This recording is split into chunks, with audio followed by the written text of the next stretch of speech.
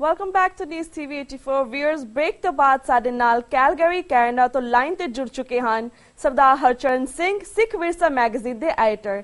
ਜੀ ਭਾਈ ਸਾਹਿਬ, ਵਾਹਿਗੁਰੂ ਜੀ ਕਾ ਖਾਲਸਾ, ਵਾਹਿਗੁਰੂ ਜੀ ਕੀ ਫਤਿਹ। ਹਾਂਜੀ, ਵਾਹਿਗੁਰੂ ਜੀ ਕਾ ਖਾਲਸਾ, ਵਾਹਿਗੁਰੂ ਜੀ ਕੀ ਫਤਿਹ ਜੀ। ਜੀ ਭਾਈ ਸਾਹਿਬ, ਤੁਹਾਡਾ ਅਸੀਂ ਟੀਵੀ 84 ਨਿਊਜ਼ ਤੇ ਪਹਿਲੀ ਵਾਰ ਆਉਣ ਤੇ ਸਿੱਖ ਸੰਗਤਾਂ ਦੇ ਰੂਬਰੂ ਹੋਣ ਤੇ ਅਸੀਂ ਬਹੁਤ ਸਵਾਗਤ ਕਰਦੇ ਹਾਂ। ਸਭ ਤੋਂ ਪਹਿਲਾਂ ਅਸੀਂ ਇਹ ਜਾਣਨਾ ਚਾਹਾਂਗੇ ਤੁਹਾਡੇ ਕੋਲ ਕਿ ਤੁਸੀਂ ਸਿੱਖ ਸਟੂਡੈਂਟ ਫੈਡਰੇਸ਼ਨ ਨਾਲ ਵੀ ਜੁੜੇ ਰਹੇ ਅਤੇ ਕੈਨੇਡਾ ਵਿੱਚ ਲੰਮੇ ਸਮੇਂ ਤੋਂ ਸਿੱਖ ਵਿਰਸਾ ਮੈਗਜ਼ੀਨ ਚਲਾ ਰਹੇ ਹੋ। ਇਹ ਦੱਸੋ ਕਿ ਤੁਹਾਨੂੰ ਇਹ ਲਗਨ ਕਿੱਥੋਂ ਲੱਗੀ ਅਤੇ ਤੁਹਾਡੀ ਕੀ ਪ੍ਰੇਰਨਾ ਹੈ, ਇਸ ਬਾਰੇ ਜਾਣਕਾਰੀ ਦਿਓ। ਹਾਂਜੀ, ਪਹਿਲਾਂ ਤਾਂ ਸਾਰੇ ਟੀਵੀ 84 ਦੇ ਦਰਸ਼ਕਾਂ ਨੂੰ ਮੇਰੇ ਵੱਲੋਂ ਵਾਹਿਗੁਰੂ ਜੀ ਕਾ ਖਾਲਸਾ, ਵਾਹਿਗੁਰੂ ਜੀ ਕੀ ਫਤਿਹ।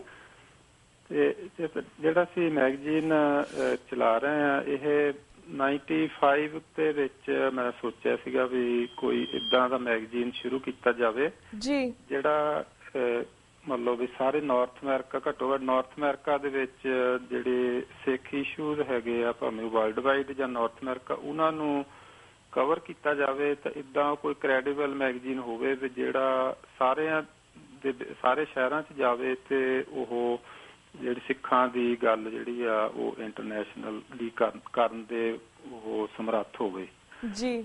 ਤੇ ਉਹ ਆਈਡੀਆ ਲੈ ਕੇ ਸ਼ੁਰੂ ਕੀਤਾ ਸੀਗਾ ਤੇ ਉਹ ਚੱਲ ਰਿਹਾ, ਭਾਵੇਂ ਕਿ ਜਿੱਦਾਂ ਅਸੀਂ ਪਲਾਨ ਕੀਤਾ ਸੀ ਉਦਾਂ ਨਹੀਂ ਬਣ ਸਕੀ ਗੱਲ, ਪਰ ਉਹ ਕੈਲਗਰੀ ਦੇ ਵਿੱਚ ਜ਼ਰੂਰ ਸਕਸੈਸਫੁਲੀ ਅਸੀਂ ਚਲਾ ਰਹੇ ਜੀ। ਜੀ, ਸ਼ੁਕਰੀਆ ਵੀਰ ਜੀ। ਤੇ ਵੀਰ ਜੀ, ਹੁਣ ਅਸੀਂ ਸਿੱਖ ਪੰਥ ਦੇ ਉੱਪਰ ਜਿਹੜੇ ਮੁੱਦੇ ਸਾਹਮਣੇ ਆ ਰਹੇ ਨੇ ਉਹਨਾਂ ਬਾਰੇ ਵੀ ਤੁਹਾਡੇ ਵਿਚਾਰ ਜਾਣਨਾ ਚਾਹਾਂਗੇ। ਜਿਵੇਂ ਨਾਨਕਸ਼ਾਹੀ ਕੈਲੰਡਰ ਸਿੱਖ ਕੌਮ ਦੀ ਵੱਖਰੀ ਪਹਿਚਾਣ ਦਾ ਪ੍ਰਤੀਕ ਬਣਿਆ, ਪਰ ਇਸ ਨੂੰ ਖਤਮ ਕਰਨ ਲਈ ਪਹਿਲੇ ਦਿਨ ਤੋਂ ਹੀ ਪੰਥ ਵਿਰੋਧੀ ਸ਼ਕਤੀਆਂ ਸਰਗਰਮ ਰਹੀਆਂ। ਇਸ ਬਾਰੇ ਤੁਸੀਂ ਕੀ ਕਹਿਣਾ ਚਾਹੋਗੇ? ਹਾਂਜੀ, ਨਾਨਕਸ਼ਾਹੀ ਕੈਲੰਡਰ ਜਿਹੜਾ ਆ ਉਹ ਏਦਾਂ ਦਾ ਮੁੱਦਾ ਹੈਗਾ ਸਿੱਖ ਕੌਮ ਲਈ ਵੀ, ਤੇ ਜਿਹੜੀਆਂ ਸਿੱਖ ਵਿਰੋਧੀ ਸ਼ਕਤੀਆਂ, ਕਿਉਂਕਿ ਜਿਹੜਾ ਨਾਨਕਸ਼ਾਹੀ ਕੈਲੰਡਰ ਆ ਉਹਦੇ ਬਾਰੇ ਮੈਨੂੰ ਏਦਾਂ ਲੱਗਦਾ ਵੀ ਸ਼ਾਇਦ ਜਿਹੜੇ ਬਹੁਤ ਸਾਰੇ ਸਿੱਖ ਆ ਵੀ ਉਹਨਾਂ ਨੂੰ ਥੋੜਾ ਭੁਲੇਖਾ ਹੈਗਾ ਵੀ ਇਹਦੀ ਕੀ ਵੈਲਿਊ ਹੈਗੀ ਆ, ਇਹਦੀ ਕੀ ਅਹਿਮੀਅਤ ਹੈਗੀ ਆ। ਪਰ ਜਿਹੜੀਆਂ ਸਿੱਖ ਵਿਰੋਧੀ ਸ਼ਕਤੀਆਂ, ਉਹਨਾਂ ਨੂੰ ਬਿਲਕੁਲ ਕਲੀਅਰ ਆ ਵੀ ਇਹ ਕੈਲੰਡਰ ਲਾਗੂ ਹੁੰਦਾ ਤਾਂ ਉਹਦਾ ਕੀ ਅਸਰ ਹੋ ਸਕਦਾ। ਤੇ ਮੈਂ ਕਈ ਵਾਰੀ ਜਦੋਂ ਇਹਨੂੰ ਸਿੱਖ ਇਤਿਹਾਸ ਜਾਂ ਗੁਰ ਇਤਿਹਾਸ ਦੇ ਸੰਦਰਭ ਦੇ ਵਿੱਚ ਦੇਖਦਾ ਤੇ ਮੈਨੂੰ ਏਦਾਂ ਲੱਗਦਾ ਹੁੰਦਾ ਕਿ ਜਦੋਂ ਗੁਰੂ ਹਰਗੋਬਿੰਦ ਸਾਹਿਬ ਜੀ ਦਾ ਸ਼ਾਹਜਹਾਂ ਦਾ ਜਿਹੜਾ ਬਾਜ ਆ ਉਹ ਗੁਰੂ ਹਰਗੋਬਿੰਦ ਸਾਹਿਬ ਦੇ ਕੈਂਪ ਦੇ ਵਿੱਚ ਆ ਗਿਆ ਤੇ ਸਿੱਖਾਂ ਨੇ ਬਾਜ ਫੜ ਲਿਆ ਤੇ ਜਿਹੜਾ ਮੁਗਲੀਆ ਬਾਦਸ਼ਾਹ ਹੈਗਾ ਤੇ ਉਹ ਇਹ ਕਹਿੰਦਾ ਵੀ ਇਹ ਬਾਜ ਦਿਓ ਵਾਪਸ, ਤਾਂ ਉਹ ਕਹਿੰਦੇ ਵੀ ਨਹੀਂ, ਬਾਜ ਨਹੀਂ ਹੁਣ ਦੇਣਾ। ਤੇ ਉਹ ਫਿਰ ਮੁਗਲੀਆ ਹਕੂਮਤ ਇਹ ਸੋਚਦੀ ਆ ਵੀ ਜਿਹੜਾ ਇਹ ਅੱਜ ਸਾਡੇ ਬਾਜ ਨੂੰ ਹੱਥ ਪਾਉਂਦੇ ਆ ਤੇ ਇਹਨੀ ਕੱਲ ਨੂੰ ਤਾਜ ਨੂੰ ਵੀ ਪਾਉਣਾ। ਤੇ ਉਹ ਸੇਮ ਮੈਨੂੰ ਲੱਗਦਾ ਵੀ ਜਿਹੜੀ ਹਿੰਦੂਤਵੀ ਸ਼ਕਤੀਆਂ ਹੈਗੀਆਂ, ਭਾਵੇਂ ਉਹ RSS ਆ ਜਾਂ ਹੋਰ ਹੈਗੀਆਂ ਜਾਂ ਇੰਡੀਅਨ ਗਵਰਨਮੈਂਟ ਆ, ਉਹਨਾਂ ਨੂੰ ਏਦਾਂ ਲੱਗਦਾ ਵੀ ਇਹ ਜਿਹੜਾ ਉਹਨਾਂ ਦੀ ਵੱਖਰੇ ਰਾਜ ਦੀ ਮੰਗ ਆ, ਚਾਹੇ ਹੋਰ ਸਿੱਖਾਂ ਦੀਆਂ ਮੰਗਾਂ ਹੈਗੀਆਂ, ਤੇ ਉਹਦੇ ਵਿੱਚ ਇਹ ਇੱਕ ਮੀਲ ਪੱਥਰ ਹੋ ਸਕਦਾ ਵੀ ਅੱਜ ਇਹਨਾਂ ਦਾ ਕੈਲੰਡਰ ਲਾਗੂ ਹੁੰਦਾ, ਕੱਲ ਇਹ 25 ਧਾਰਾ ਸਾੜਦੇ ਸੀਗੇ ਉਹਨੂੰ ਖਤਮ ਕਰਨ ਦੀ ਗੱਲ ਕਰਦੇ ਆ, ਜਾਂ ਵੱਖਰੇ ਕੰਟਰੀ ਦੀ ਗੱਲ ਕਰਦੇ ਆ, ਜਾਂ ਹੋਰ ਬਹੁਤ ਸਾਰੀਆਂ ਹੈਗੀਆਂ ਗੱਲਾਂ। ਤੇ ਜੇ ਅਸੀਂ ਇਹਨੂੰ ਲਾਗੂ ਹੋ ਜਾਂਦਾ ਤੇ ਉਹਦੇ ਨਾਲ ਦੇ ਮਜ਼ਬੂਤ ਹੁੰਦੇ ਆ, ਸਟਰੋਂਗ ਹੁੰਦੇ ਆ ਐਜ਼ ਏ ਨੇਸ਼ਨ, ਤੇ ਇਸ ਕਰਕੇ ਉਹ ਲਾਗੂ ਨਹੀਂ ਹੋਣ ਦਿੰਦੇ। ਤੇ ਉਹ ਡੇ 1 ਤੋਂ ਉਹਨਾਂ ਨੇ ਆਪਣਾ ਪੂਰਾ ਕਲੀਅਰ ਏਜੰਡਾ ਰੱਖਿਆ ਆ। ਜਦੋਂ ਤੋਂ ਤੁਸੀਂ ਈਵਨ 97 ਤੋਂ ਦੇਖ ਲਓ, ਜਦੋਂ ਤੋਂ ਪਹਿਲੀ ਵਾਰੀ ਟੌਹੜਾ ਸਾਹਿਬ ਨੇ ਤਿਆਰੀ ਕੀਤੀ ਵੀ ਆਪਾਂ ਇਹਨੂੰ ਵਿਸਾਖੀ 99 ਦੀ ਜਦੋਂ 300 ਸਾਲਾ ਮਨਾਇਆ ਗਿਆ ਤੇ ਉਦੋਂ ਲਾਗੂ ਕਰਨਾ, ਤੇ ਉਹ ਲਾਗੂ ਹੋਣ ਤੋਂ ਪਹਿਲਾਂ ਹੀ ਟੌਹੜਾ ਸਾਹਿਬ ਨੂੰ ਚੱਲਦਾ ਕਰ ਦਿੱਤਾ ਗਿਆ ਤੇ ਉਹ ਅੱਗੇ ਪੈ ਗਈ ਗੱਲ। ਫਿਰ ਜਦੋਂ ਬੀਬੀ ਜਗੀਰ ਕੌਰ ਬਣੀ ਤੇ ਉਹਨਾਂ ਨੇ ਲਾਗੂ ਕਰਨ ਦੀ ਕੋਸ਼ਿਸ਼ ਕੀਤੀ 2000 ਦੇ ਵਿੱਚ, ਤੇ ਉਹਨਾਂ ਨੂੰ ਪੰਥ ਚੋਂ ਛੇਕ ਦਿੱਤਾ ਉਸ ਵੇਲੇ ਦੇ ਜਿਹੜੇ ਜਥੇਦਾਰ ਸੀਗੇ, ਪੂਰਨ ਸਿੰਘ ਹੁਣੀ। ਤੇ ਉਹ ਤੋਂ ਬਾਅਦ ਵੀ ਜੇ ਤੁਸੀਂ ਸਾਰੀਆਂ ਘਟਨਾਵਾਂ ਨੂੰ ਦੇਖੋ ਤੇ ਉਹਨਾਂ ਨੇ ਬਿਲਕੁਲ ਆਪਣਾ ਏਜੰਡਾ ਕਲੀਅਰ ਰੱਖਿਆ ਵੀ ਕਿਸੇ ਵੀ ਹੱਦ ਤੇ ਜਾ ਕੇ ਵੀ ਅਸੀਂ ਇਹਨੂੰ ਲਾਗੂ ਨਹੀਂ ਹੋਣ ਦੇਣਾ।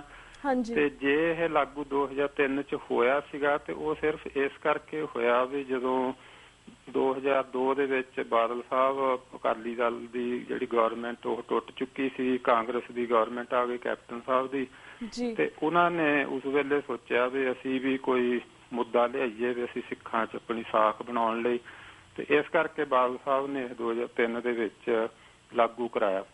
ਤੇ ਪਰ ਜਦੋਂ ਹੀ ਫੇਰ ਦੁਬਾਰਾ ਉਹਨਾਂ ਦੀ ਗਵਰਨਮੈਂਟ ਬਣ ਗਈ, ਫਿਰ ਉਹਨਾਂ ਨੂੰ ਲੱਗਾ ਵੀ ਹੁਣ ਅਸੀਂ ਫੇਰ ਆ ਗਿਆ, ਜਿੱਦਾਂ ਆਪਣੇ ਸੁਖਬੀਰ ਸਿੰਘ ਬਾਦਲ ਕਹਿੰਦੇ ਵੀ ਹੁਣ ਤਾਂ ਅਸੀਂ 25 ਸਾਲ ਰਾਜ ਕਰਨਾ, ਤੇ ਇਸ ਕਰਕੇ ਹੁਣ ਉਹਨਾਂ ਨੂੰ ਲੱਗਦਾ ਵੀ ਇਹ ਜਿਹੜਾ ਉਸ ਵੇਲੇ ਕੰਮ ਰਹਿ ਗਿਆ ਸੀ ਹੁਣ ਇਹਦਾ ਭੋਗ ਪਾ ਦੋ ਜੀ।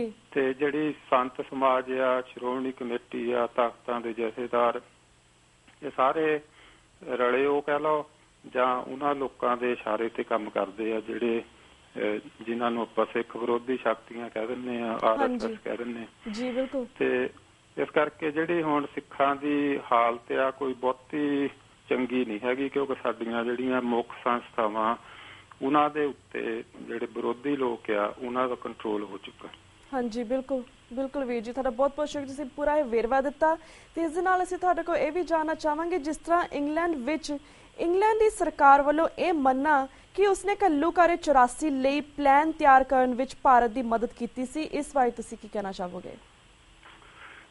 ਮੈਂ ਉਹਦੇ ਬਾਰੇ ਇਹ ਕਹਿਣਾ ਚਾਹੁੰਦਾ ਵੀ ਜਿੱਦਾਂ ਆਪਾਂ ਸਾਰੇ ਸਿੱਖ ਜਿਹੜੇ ਆ ਉਹ ਜਿਹੜੇ ਜਿਨ੍ਹਾਂ ਨੂੰ ਗੱਲ ਸਮਝ ਆਉਂਦੀ ਆ ਜਾਂ ਪੋਲੀਟੀਕਲੀ ਅੰਡਰਸਟੈਂਡ ਕਰਦੇ ਆ, ਤੇ ਉਹ ਪਹਿਲਾਂ ਤੋਂ ਆਪਾਂ 84 ਤੋਂ ਇਹ ਗੱਲ ਸਮਝਦੇ ਆ ਕਿ ਜਿਹੜਾ ਇਹ ਹਮਲਾ ਸੀਗਾ ਹਰਮਿੰਦਰ ਸਾਹਿਬ ਤੇ ਇਹ ਪ੍ਰੀ ਪਲਾਨਡ ਸੀਗਾ ਜੀ। ਤੇ ਇਹ ਇੱਦਾਂ ਨਹੀਂ ਸੀਗਾ ਵੀ ਜਿੱਦਾਂ ਉਹਨੇ ਬਣਾ ਕੇ ਪੇਸ਼ ਕੀਤਾ ਵੀ ਸੰਤ ਜਰਨੈਲ ਸਿੰਘ ਪਹਿਲਾਂ ਆਪਣੇ ਲੰਗਰ ਸਾਹਿਬ ਤੇ ਹੁੰਦੇ ਸੀਗੇ, ਫਿਰ ਉੱਥੋਂ ਸ਼ਿਫਟ ਕਰਕੇ ਅਕਾਲ ਤਖ਼ਤ ਸਾਹਿਬ ਚਲ ਗਿਆ, ਫਿਰ ਉੱਥੇ ਹਥਿਆਰ ਆ ਗਿਆ, ਫਿਰ ਉਹਨੇ ਲਾ ਐਂਡ ਆਰਡਰ ਨੂੰ ਖਤਰਾ ਹੋ ਗਿਆ, ਤੇ ਇਸ ਕਰਕੇ ਉਹਨਾਂ ਨੂੰ ਉੱਥੋਂ ਕੱਢਣ ਦੇ ਲਈ ਕੁਝ ਕੁ ਬੰਦਿਆਂ ਨੂੰ ਉਹਨਾਂ ਨੇ ਹਮਲਾ ਕਰਤਾ।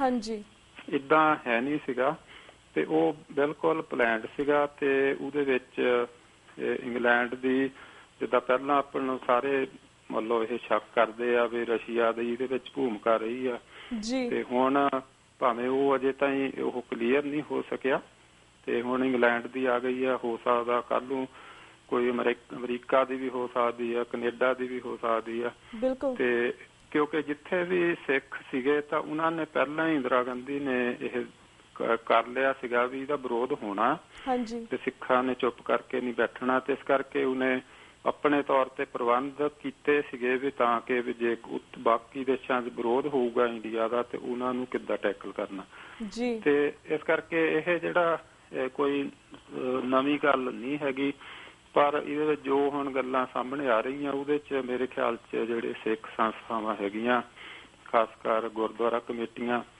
ਉਹਨਾਂ ਨੂੰ ਇਕੱਠੇ ਹੋਣਾ ਚਾਹੀਦਾ, ਇਕੱਠੇ ਹੋ ਕੇ ਇਹ ਇਸ਼ੂ ਇੰਟਰਨੈਸ਼ਨਲੀ ਉਠਾਉਣਾ ਚਾਹੀਦਾ ਕਿ ਇੱਕ ਛੋਟੀ ਜਿਹੀ ਜਿਹੜੀ ਸਿੱਖ ਕੌਮ ਆ ਵੀ ਉਹਦੇ ਹਰਿਮੰਦਰ ਸਾਹਿਬ ਜਿਹੜਾ ਉਹਦਾ ਮੁੱਖ ਕੇਂਦਰ ਆ, ਧਾਰਮਿਕ ਸਥਾਨ ਆ, ਉਹਦੇ ਤੇ ਹਮਲਾ ਕੀਤਾ ਗਿਆ। ਜਿਹੜੀ ਉੱਥੇ ਲਾਇਬ੍ਰੇਰੀ ਸੀਗੀ, ਸਿੱਖਾਂ ਦਾ ਸਾਰਾ ਹਿਸਟੋਰੀਕਲ ਖਜ਼ਾਨਾ ਸੀ, ਉਹਦੇ ਤੇ ਹਮਲਾ ਕੀਤਾ ਗਿਆ, ਅੱਗ ਲਾਈ ਗਈ। ਫਿਰ ਉੱਥੇ ਜਿਹੜਾ ਗੁਰੂ ਰਾਮਦਾਸ ਹਸਪੀਟਲ ਸੀਗਾ ਉਹਦੇ ਤੇ ਹਮਲਾ ਕੀਤਾ ਗਿਆ। ਤੇ ਇਹ ਜਿਹੜੀ ਕੋਈ ਵੀ ਵਾਰ ਹੁੰਦੀ ਆ ਇੰਟਰਨੈਸ਼ਨਲ ਲਾ ਜਿਹੜਾ ਉਹਦੇ ਅੰਡਰ ਕਿਸੇ ਵੀ ਜਿਹੜਾ ਰਿਲੀਜੀਅਸ ਪਲੇਸ ਆ ਜਾਂ ਉਹਦੀ ਜਿਹੜੀ ਹਿਸਟੋਰੀਸਿਟੀ ਆ ਤੇ ਜਾਂ ਜਿਹੜੀ ਹੈਲਥ ਦੀ ਇੰਸਟੀਟਿਊਸ਼ਨ ਆ ਉਹਨਾਂ ਤੇ ਕਦੀ ਵੀ ਹਮਲਾ ਨਹੀਂ ਕੀਤਾ ਜਾਂਦਾ। ਪਰ ਉਹ ਉਸ ਵੇਲੇ ਦੀ ਜਿਹੜੀ ਫੌਜ ਆ ਉਹਨਾਂ ਤਿੰਨਾਂ ਤੇ ਕੀਤਾ।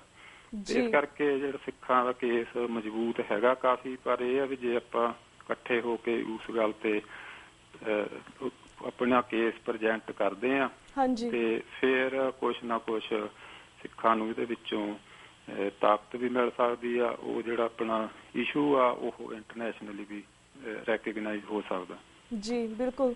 ਤੇ ਵੀਰ ਜੀ ਸਾਡੇ ਕੋਲ ਸਵਾਲ ਤੁਹਾਡੇ ਲਈ ਹੋਰ ਵੀ ਬਹੁਤ ਨੇ, ਪਰ ਸਾਡੇ ਕੋਲ ਹੁਣ ਇਸ ਵੇਲੇ 1 ਮਿੰਟ ਰਹਿ ਗਿਆ ਹੈ। ਤੁਸੀਂ ਪਹਿਲੀ ਵਾਰ ਸਾਡੀ ਸਿੱਖ ਸੰਗਤਾਂ ਦੇ ਰੂਬਰੂ ਹੋਏ ਹੋ, ਅਸੀਂ ਚਾਹਾਂਗੇ ਤੁਸੀਂ ਸਿੱਖ ਸੰਗਤਾਂ ਨੂੰ ਸੁਨੇਹਾ TV 84 ਰਾਹੀਂ ਜ਼ਰੂਰ ਦੇਵੋ।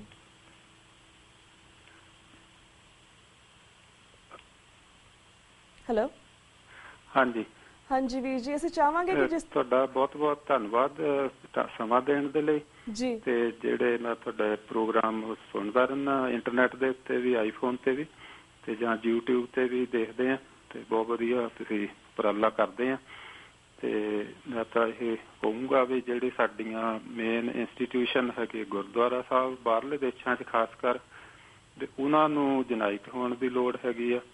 ਤੇ ਜਿਹੜਾ ਸਿੱਖੀ ਦੇ ਵਿੱਚ ਜਿਹੜਾ ਜਿੱਦਾਂ ਤੁਸੀਂ ਪਹਿਲਾਂ ਜ਼ਿਕਰ ਕੀਤਾ ਸੀ ਵੀ ਹਿੰਦੂਕਰਨ ਕੀਤਾ ਜਾ ਰਿਹਾ ਕੈਲੰਡਰ ਦਾ, ਤੇ ਉਹ ਮੈਨੂੰ ਲੱਗਦਾ ਵੀ ਕੈਲੰਡਰ ਦਾ ਇਕੱਲੇ ਦਾ ਨਹੀਂ ਹੈਗਾ, ਵੀ ਸਾਰੇ ਸਿੱਖਾਂ ਦਾ ਹੀ, ਤਾਂ ਸਿੱਖਾਂ ਦੀਆਂ ਇੰਸਟੀਟਿਊਸ਼ਨ ਸਾਰਿਆਂ ਦਾ ਹਿੰਦੂਕਰਨ ਹੋ ਰਿਹਾ ਬਿਲਕੁਲ, ਤੇ ਉਹ ਸੰਤ ਬਾਬਿਆਂ ਵੱਲੋਂ ਵੀ ਹੋ ਰਿਹਾ ਤੇ ਹੋਰ ਵੱਲੋਂ ਕਈ ਇੱਕ ਤਾਂ ਪਲੈਨਡ ਹੋ ਰਿਹਾ ਤੇ ਇੱਕ ਅਣਜਾਣੇ ਦੇ ਵਿੱਚ ਬਹੁਤ ਸਾਰੇ ਲੋਕ ਉਸ ਹਿਰਦ ਹੈਗੇ ਆ ਸਿੱਖਾਂ ਪ੍ਰਤੀ, ਸਿੱਖ ਕੌਮ ਪ੍ਰਤੀ, ਪਰ ਉਹ ਸਿੱਖ ਫਿਲਾਸਫੀ ਨੂੰ ਨਾ ਸਮਝਣ ਕਰਕੇ, ਗੁਰਬਾਣੀ ਨੂੰ ਦਾ ਜਿਹੜਾ ਰੀਅਲ ਐਸੈਂਸ ਹੈਗਾ ਉਹਨੂੰ ਨਾ ਸਮਝਣ ਕਰਕੇ ਉਹ ਭੁਲੇਖੇ ਦਾ ਸ਼ਿਕਾਰ ਹੋ ਕੇ ਉਹਨਾਂ ਦੀ ਸਾਜ਼ਿਸ਼ ਦਾ ਸ਼ਿਕਾਰ ਹੋ ਰਿਹਾ ਹੈ। ਤੇ ਉਹਦੇ ਲਈ ਸਾਨੂੰ ਇਹ ਹੈਗਾ ਵੀ ਆਪਾਂ ਜੇ ਆਰਗੇਨਾਈਜ਼ ਹੋ ਕੇ ਆਪਣੇ ਗੁਰਦੁਆਰਿਆਂ ਨੂੰ ਵੀ ਬਚਾਈਏ ਤਾਂ ਹੀ ਅਸੀਂ ਜਿਹੜਾ ਐਜ਼ ਏ ਸਿੱਖ ਨੇਸ਼ਨ ਅੱਗੇ ਵਧ ਸਕਦੇ ਹਾਂ। ਜੀ ਬਿਲਕੁਲ ਬਿਲਕੁਲ ਵੀਰ ਜੀ ਤੁਹਾਡਾ ਬਹੁਤ ਬਹੁਤ ਸ਼ੁਕਰੀਆ ਕਿ ਸਾਡੇ ਸਿੱਖ ਸੰਗਤਾਂ ਦੇ ਰੂਬਰੂ ਆਪਣੇ ਵਿਚਾਰ ਸਾਂਝੇ ਕੀਤੇ। ਇਸੇ ਤਰ੍ਹਾਂ ਸਮੇਂ-ਸਮੇਂ ਤੇ ਤੁਹਾਨੂੰ ਸਿੱਖ ਸੰਗਤਾਂ ਦੇ ਰੂਬਰੂ